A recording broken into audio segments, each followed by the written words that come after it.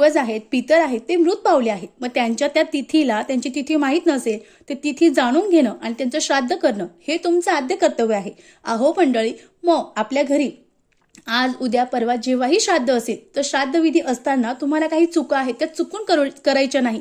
अन्यथा आपले जे पितर आहेत ते आपल्यावर नाराज होईल. आपण त्यांच्यासाठी जे पान वाढणार आहोत ते आपल्या घरी जेवण करायला येणारच नाही. मग तुम्हाला वाटेल की पितृदोष आहे, मी तर दरवर्षी श्राद्धविधी करतो, दान धर्म करतो, तर्पण करतो, असं का? तर तुम्ही काही चुका करतात. त्या चुका कोणत्या ते जाणून घेऊ.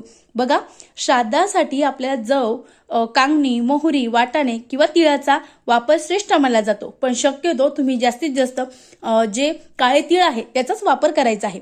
दुसऱ्याच्या जमिनीवर श्राद्ध तुम्हाला चुकूनही करायचं नाही. पण मंदिरे किंवा जे पवित्र स्थळ आहे, जंगले आहे, या योग्य ठिकाणी तुम्ही जे श्राद्धविधी आहे ते करू शकतात.